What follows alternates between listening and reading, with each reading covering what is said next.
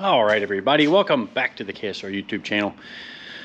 As you saw in the thumbnail, I've got a nice update on Spencer's Camaro, which what I'm going to show you first isn't really what the majority of this video is going to be about. But yeah, check out the old hot rod. Working on putting the new fiberglass front end on it, because actually the next thing I'm going to do is start fabricating the upper shock mounts and the K-member, control arms, rack mounting, all that stuff. But today I'm actually headed down to TRZ Motorsports in Kissimmee, Florida. Some real good friends of mine. You guys have seen them on the channel before. They do lots of stock suspension parts for like Fox body Mustangs and G bodies and A bodies, S10s, all kinds of neat stuff. But today we're going to get a custom 4-link rear end for the back of Spencer's car. So yeah, let's get on the road and get down to TRZ. See you in a second.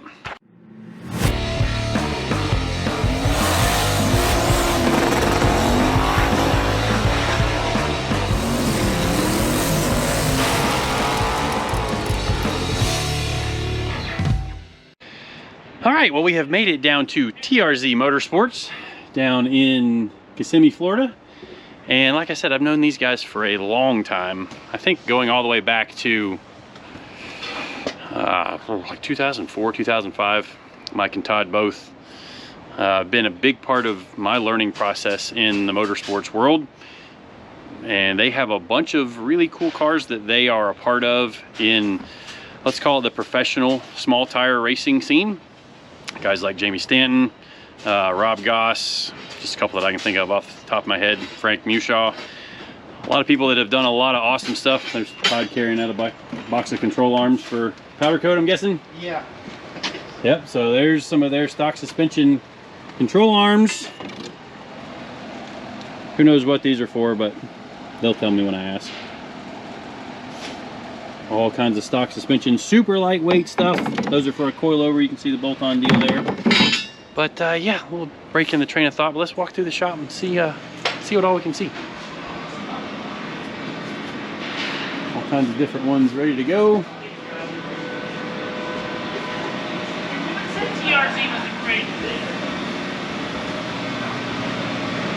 Some of my stuff down there, which we'll talk about in a minute. But down here's where the fun stuff is that I like to watch. Also control arms. If I haven't told you yet, my first real job was at a facility making millions of pop-top lids for like beer cans, soda cans.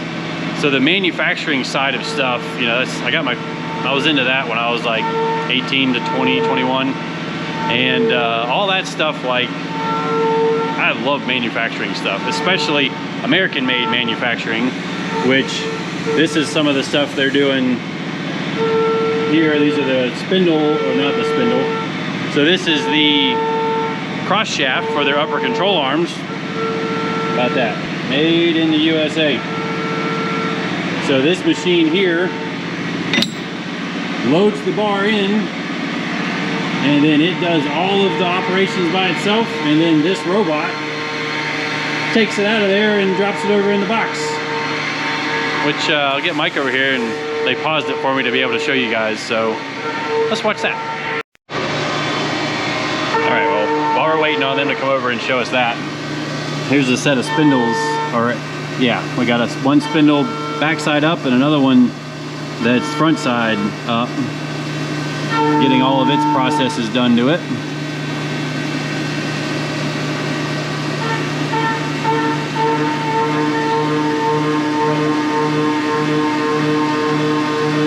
I love machining.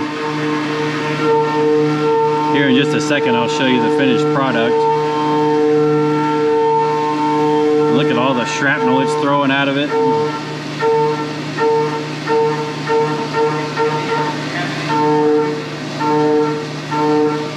What that thing is making are these right here. That gets a spindle pressed into it, locked in with a lock groove or a lock ring.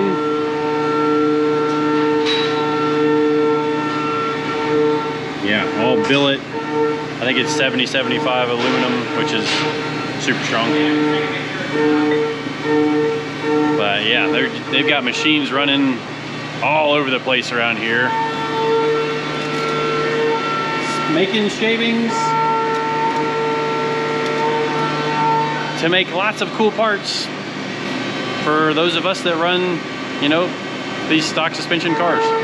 Like when you drag race, like TRZ is kind of like the name when it comes to front A-arms for, like I said, A-bodies, Camaros, Firebirds, S10s, all the G-body line, and they even have a new line that's in the donk world, control arms and spindles for some of this donk drag racing stuff. And like that's a whole nother scene that I haven't been into much, but it's awesome to see more and more people involved in any kind of motorsports. They also do anti-roll bars, and that's the arms, they're billet arms for that. Which I've got their newest anti-roll bar for Spencer's car, which we'll show you here in just a little bit. But there's a process, kind of the rack that makes those. Looks like we got at least 8 going at a time. You got 8 arms in there going at one time? Yeah, I figured show you that. I'm ready for the robot demonstration. Hold on just a sec. Actually, let's keep the video going. This is Mike, if you guys have never met Mike before. You might have seen him on Cleese's channel way back. Been a while. Because Mullet has a TRZ rear end in it. All the control arms, front and rear, are all from these guys right here at TRZ Motorsports. All right, so robot's gonna do its thing. All right, so like I showed you earlier,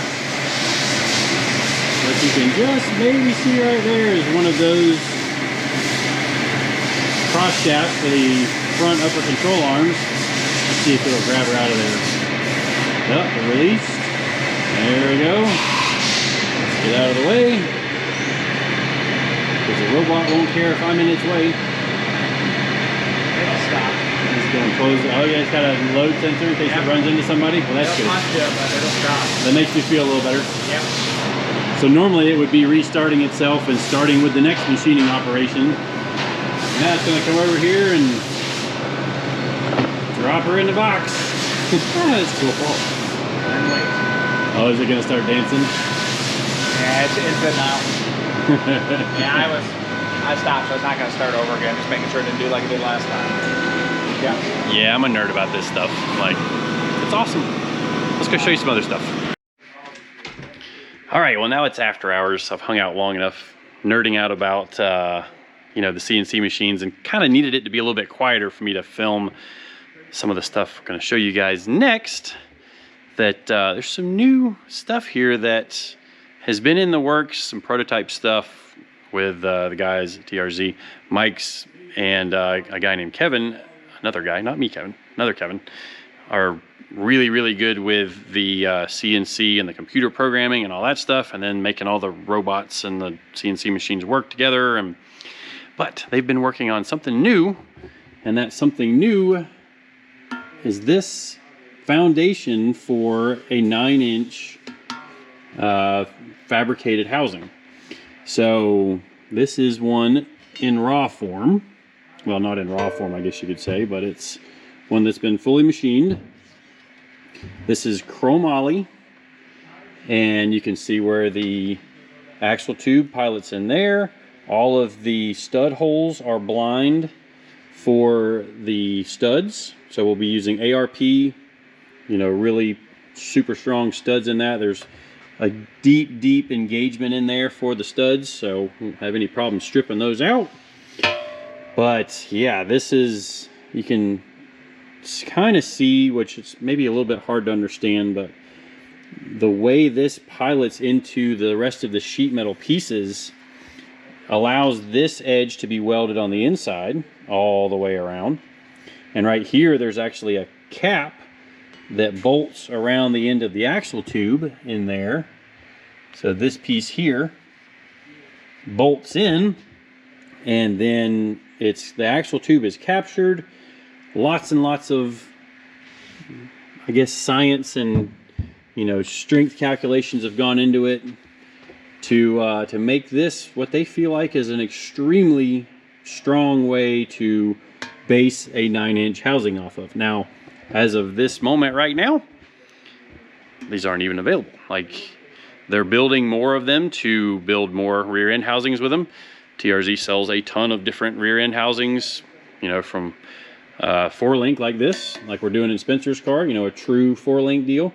And there's some trickery going on with these brackets too, which I may talk about later, or we may wait till we show you what's going on actually in the car. But, so they do housings for stock suspension cars that have the stock mounting points on the chassis side, and then they typically build in, you know, some kind of multi-hole adjustable bracket on the top and on the bottom, you know, out here further for where a stock suspension car would be. But this is a bad unit right here. The whole entire assembly is chromoly. You can see we've got our floater housing ends, which we'll explain a little bit more about that in a second. For those of you that don't know what a floater axle housing is, it's actually similar to a heavy-duty truck, except it's for a race car. So talk about that here more in just a minute. But their new anti-roll bar assembly, which we'll talk about more also in just a minute. Got our third member. Obviously that'll just plop right in there. Once we get back to the shop, we've got to build a wishbone, which is what these pieces are. That's a solid sleeve inside of there. It slides inside of this tube, gets welded, and that prevents the rear end from wiggling side to side.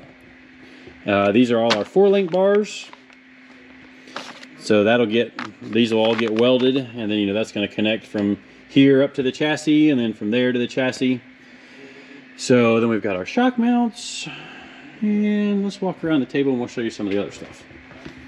So when it comes to a floater housing, or let's just talk about a non-floater housing first. So your standard axle is one piece from the flange where the wheels mount to, all the way into where it pilots inside of the differential. Typically, these real fast radial cars, when they go into tire shake, you know, big power, really sticky track, they go into tire shake and they can actually break off the flange of the axle, and then wheel and tire exits the vehicle. You may have seen that on a couple of different TV shows. I know one of the Street Outlaws guys, maybe it was a No Prep Kings event or something, but sheared off the whole axle end, wheel goes flying off, destroys the quarter panel, then car ends up in the wall.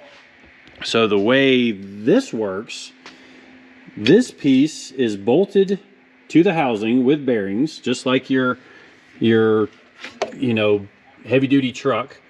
So there's a bearing on here, there's another bearing out here, and then it gets held together with a lock ring right here.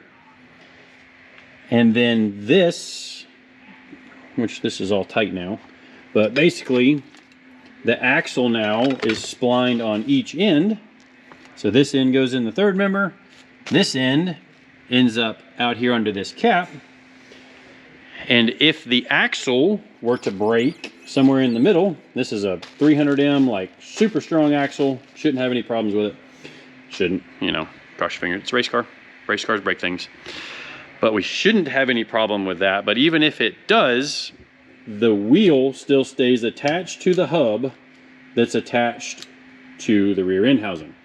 So, you know, it's a big safety thing, and it's actually mandated for cars that go over, I think it's 210 miles an hour. I haven't looked at the rule book in a while, but anything that goes over 210 miles an hour is supposed to have this style floater rear end housing to be NHRA legal.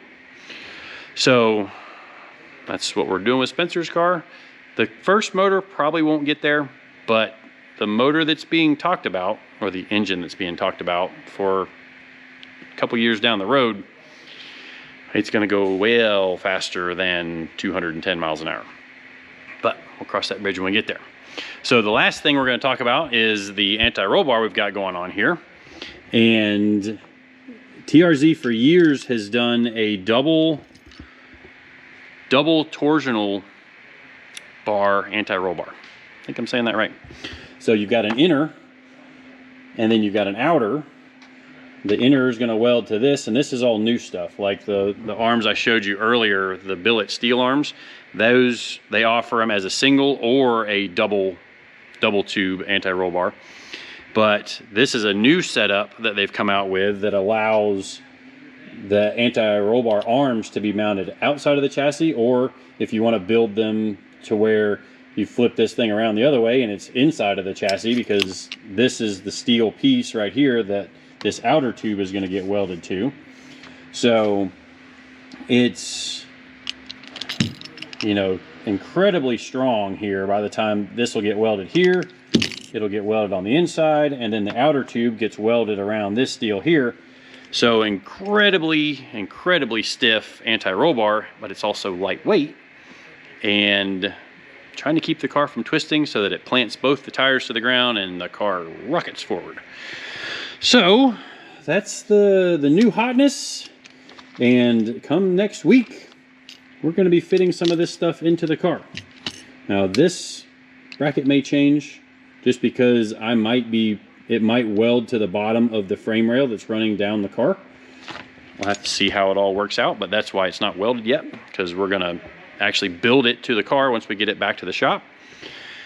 But yeah, a lot of neat stuff. And then we'll connect it from the anti-roll bar down to the rear end with these end links.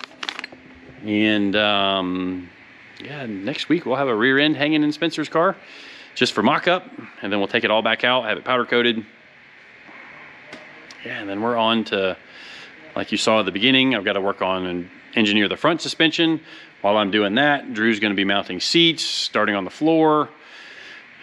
We've got the wiring started, like the panel is in there, and Will's going to be coming in and doing some of the wiring on the car. So lots of progress in short order coming on Spencer's car. But yeah, that's going to wrap it up for TRZ. This is one of my favorite places to be, other than my own shop, I'll admit, like as far as race car shops go. We'll just walk around a little bit more. Got some ladder bars. This looks like Corvette, which both Ruby and Leroy have that front suspension kit, if that is the later model Corvette front end. Got some different steering shaft support brackets. They machine these ball joint cups here in-house. It's all machined, and that's what you can see all the jig assembly. And then they make control arms for different stuff, and then just rack them and stack them. Then they go out to powder coat. Then they go back in the mail and get sent to you guys that are buying them. So, anyways, we're gonna go get some dinner. Appreciate everybody watching and subscribing, following along. I know I had a little bit of a break there for a little while, but I'm gonna be back at least with a little bit more consistency now that things have kind of calmed down a little bit. And it's time to rock and roll through 2023. So, see you guys next time.